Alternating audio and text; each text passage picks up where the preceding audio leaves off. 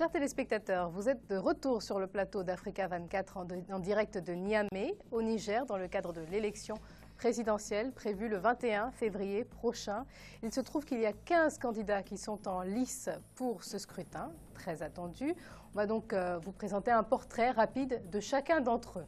Tout de suite. Alors, Issoufou Mahamadou, le candidat du PNDS Taraya, est candidat. Abdoulabo du CDS Rahama, Abdoulaye Amadou Traoré du PPNU Saoui, Adal Roubed du MDR Tarna, Amadou Boubacar Sissé de l'UDR Tabat, Chefou Amadou du RSD Gaskiya. Il y a également en liste le candidat Hama Amadou du Modène Fa Lumana Africa, ainsi qu'Ibrahim Yakouba du MPN Kishin Kassa.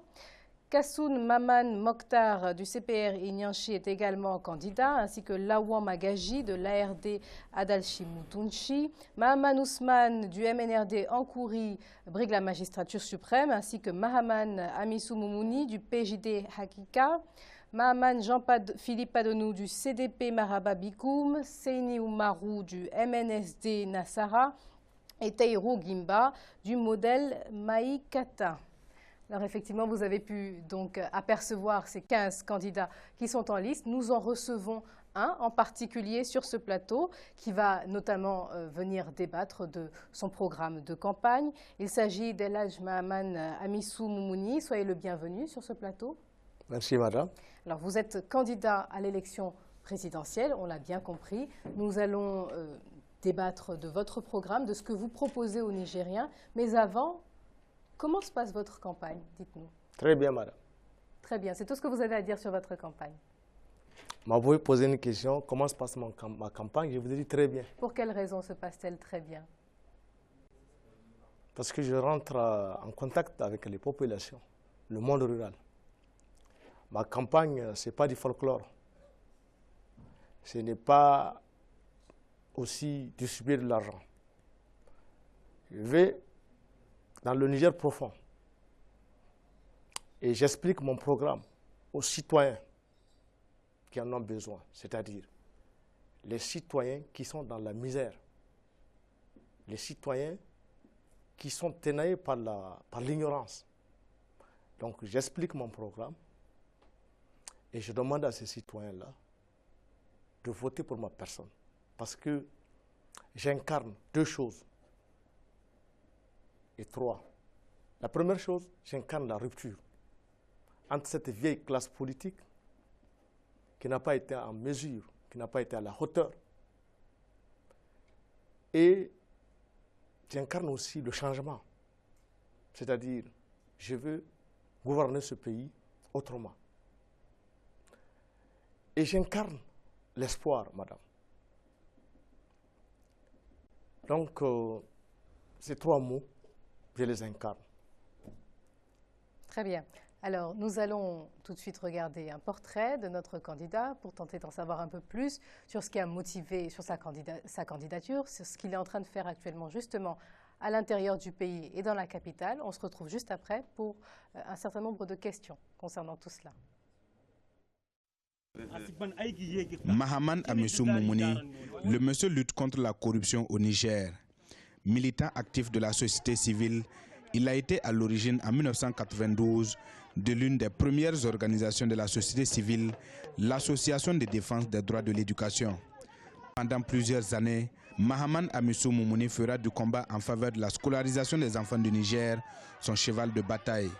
Après 30 ans de combat dans le mouvement de la société civile, notamment à la haute autorité de lutte contre la corruption et les infractions assimilées de Niger, Mahaman Amissou Moumouni crée en 2013 le Parti pour la justice et le développement, le PJD Hakika, qui prône le renouvellement de la classe politique. Je suis candidat parce que la corruption au Niger a pris une proportion démesurée, où notre société commence à inculquer la corruption et l'enrichissement illicite comme un mode de bonne gouvernance, alors que tout le monde sait que l'enrichissement illicite, la corruption, le détournement, la gabegie sont des facteurs qui freinent le développement de notre pays.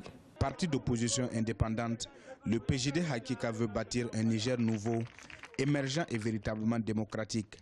Surfant sur le terrain social depuis plusieurs années, il a acquis le surnom de Talkai Baba ou encore Baban Talakawa, qui veulent dire le père des pauvres en langue locale. Je vais démocratiser l'école, c'est-à-dire nous allons créer les conditions pour que tous les enfants de ce pays-là puissent aller à l'école.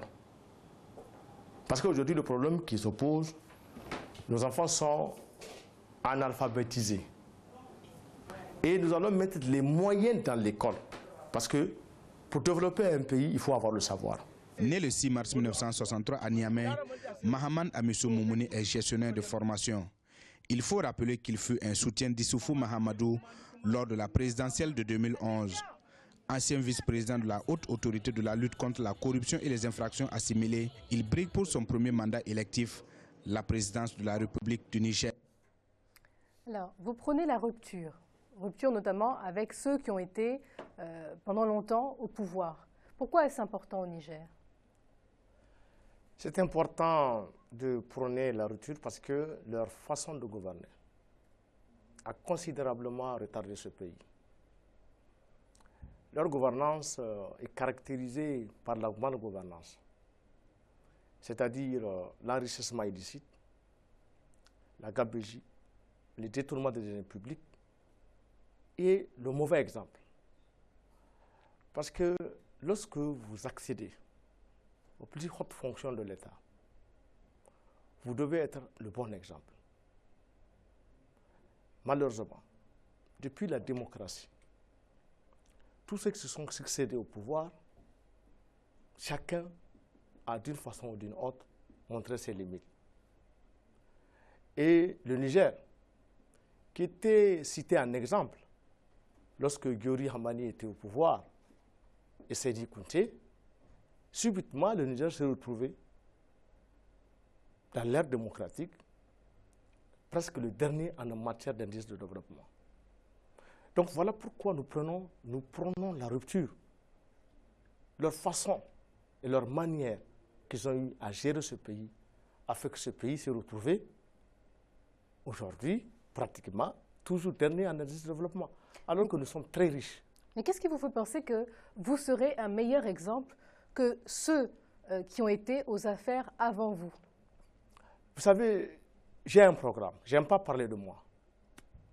Je préfère que vous me posez des questions sur mon programme et non pas sur ma personne. Vous avez parlé de vos prédécesseurs, en tout cas si vous êtes élu, donc non, il est logique qu'on parle de vous également. Vous avez posé la question de savoir, je parlais de rupture. J'ai dit voilà les raisons, ce que j'entends par la rupture.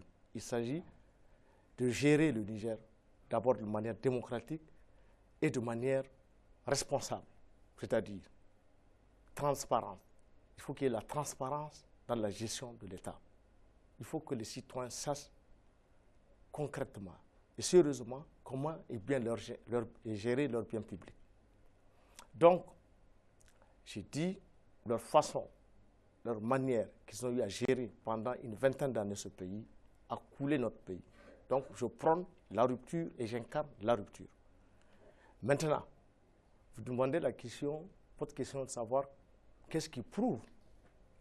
Madame, je l'ai prouvé à plusieurs reprises. Vous n'avez jamais été aux affaires, véritablement. Vous avez été très actif dans la société civile, au sein de multiples organisations. Si, madame, j'ai été, c'est vrai, acteur de la société civile. J'ai été aussi responsable d'une façon ou d'une autre. J'ai joué un rôle clé dans la conduite d'une façon ou d'une autre à des responsabilités intermédiaires dans la gestion de l'État. Je vais vous donner un exemple. J'ai été quand même conseiller d'un homme d'État qui n'est plus ce monde. À 2 reprises, j'étais à ses côtés, j'ai apporté plutôt ma façon et ma vision de voir le Niger. Donc, d'une façon ou d'une autre, j'ai eu, même si ce n'est pas de façon directe, mais de manière indirecte, apporter et comprendre comment il faut gérer un pays. Vous parlez d'espoir, vous dites que vous parlez d'espoir. Alors vous portez l'espoir de qui exactement? Je porte l'espoir de cette majorité, écrasante majorité des Nigériens. Écrasante? Oui, l'écrasante majorité. Parce que les Nigériens, dans leur majorité écrasante, est dans une pauvreté ambiante. je vais créer les conditions pour que les richesses de ce pays soient partagées et que les Nigériens puissent accéder à cette richesse-là. Notamment, non seulement les secteurs sociaux, qui sont des secteurs clés, qu'il s'agit de l'école, qu'il s'agit de santé, vont être sérieusement financés. Je vais créer la transparence en ce qui concerne la richesse dont dispose ce pays.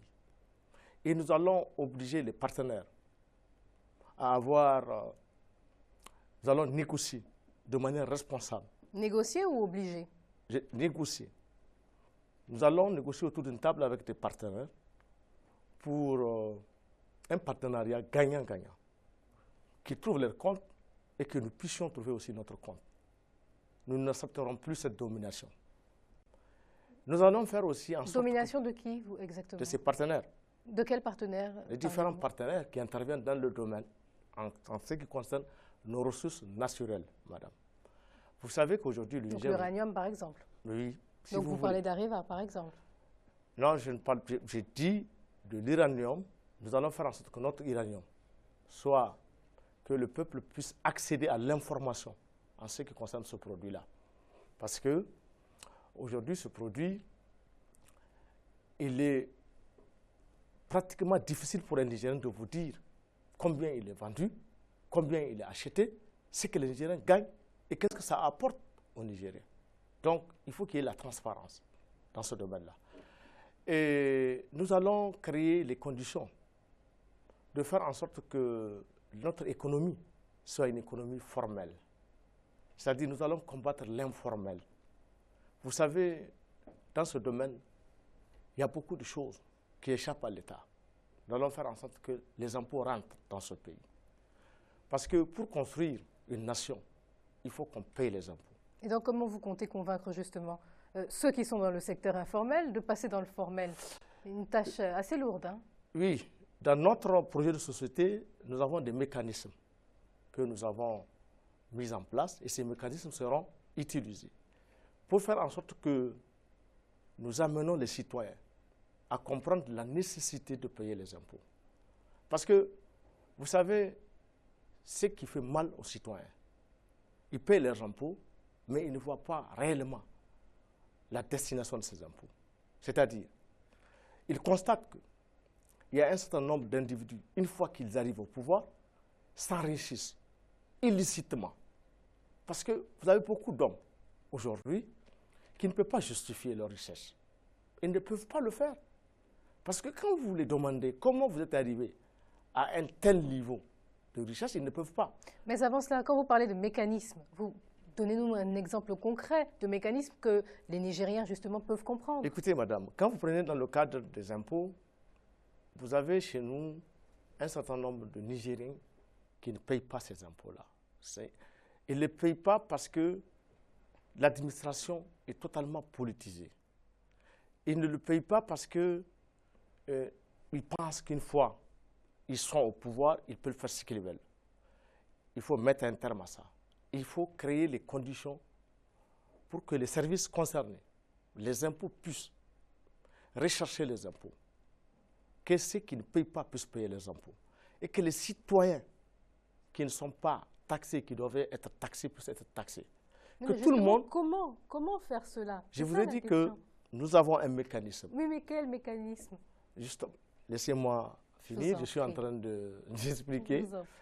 Je comprends, c'est votre rôle, hein, de chercher à déstabiliser le candidat. Aucunement. Non. Aucunement. Bon, pas déstabiliser, On cherche juste à avoir des réponses qui parlent aux Nigériens. D'accord. Et je peux vous donner un exemple terre à terre. Prenons, vous allez constater qu'il y a des commerçants qui, eux, payent les impôts, honnêtement, qui sont des citoyens sincères.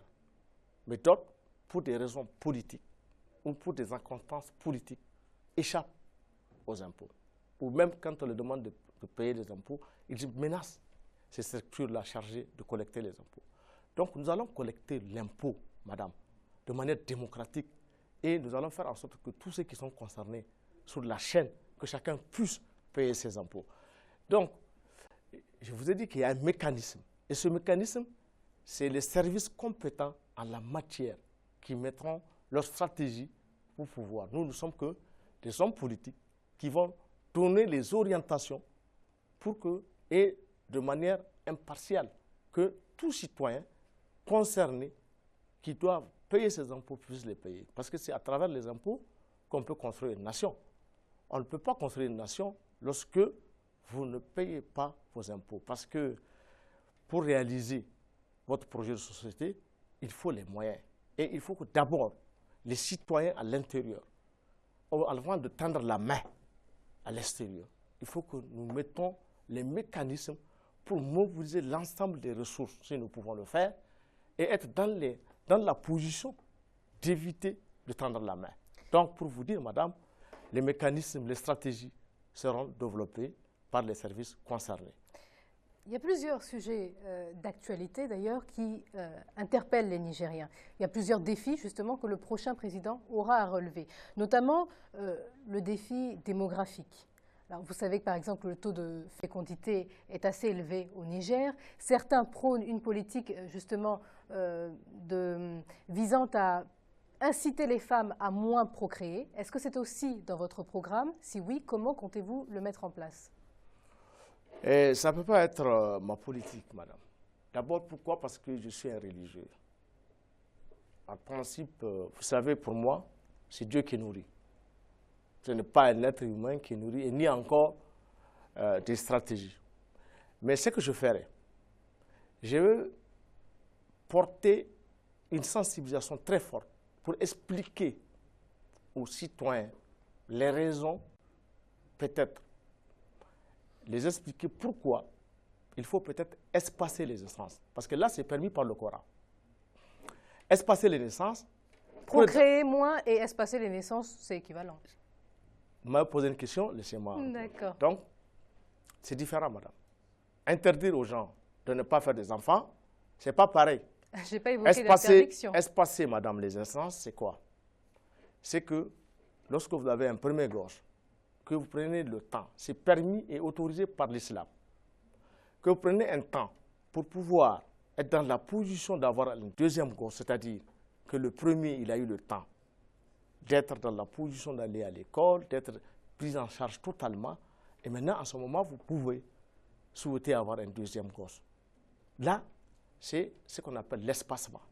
Mais interdire aux gens de faire des enfants, parce que tout simplement, l'extérieur, l'Occident, pense que non, nous n'avons pas le droit d'avoir des enfants parce que... Vous pensez que c'est pour cette raison-là qu'on incite à... C'est l'une des raisons, madame. Regardez la Chine. La Chine est le pays le plus peuplé. Et aujourd'hui, la Chine est devenue la première puissance économique. Mais n'est-ce pas pour d'autres raisons, monsieur? C'est-à-dire, c'est pour vous dire, les ressources humaines. Une question d'éducation des enfants, de pouvoir nourrir ces enfants. Attendez, madame. Les questions des ressources humaines, oui, elles ne sont que gérées par que Dieu. Je vais vous dire une chose. Ça ne fait aucun mal à un État d'avoir un peuple, d'avoir des enfants. Au contraire. Mais si ces enfants ne peuvent pas être nourris? Justement, c'est dans ce cadre que nous avons... Si on ne peut pas les loger. Attendez, justement, vous avez ça, c'est le langage de l'Occident. C'est un langage facile, universel. C'est ça, facile. Je vous ai dit tout à l'heure, nous allons responsabiliser les parents. Nous allons demander à chaque parent d'être responsable devant cette situation-là. C'est-à-dire, nous allons mener la sensibilisation à outrance pour amener les citoyens à comprendre la nécessité d'espacer les naissances pour avoir des enfants qui seront très bien éduqués, qui seront très bien nourris, qui seront très bien soignés. Le problème peut trouver une solution à travers une sensibilisation de l'espacement des naissances, mais pas en brutalisant les citoyens, pas en brutalisant le peuple, en lui faisant croire que non, vous faites trop d'enfants, écoutez, arrêtez ça. Non, ce n'est pas à eux de nous dire ce qu'on doit faire. C'est des pays, s'il vous plaît, les pays où il y a une population dense, nous avons vu, je vous ai cité l'exemple de la Chine, ça n'a pas été un handicap pour la Chine, au contraire. Ça a été un facteur. Ça a amené les Chinois à se motiver et à devenir... Le contexte économique chinois était différent, il y avait un marché intérieur. S'il vous plaît, il n'y a pas de marché intérieur au Niger. La Chine était un pays sous-développé. Mais par le patriotisme de ces Chinois, ils sont arrivés à avoir une économie, à être aujourd'hui une des puissances. Nous allons au Niger. Ce qui nous manque, c'est quoi? Ou ce qui nous manquait depuis longtemps.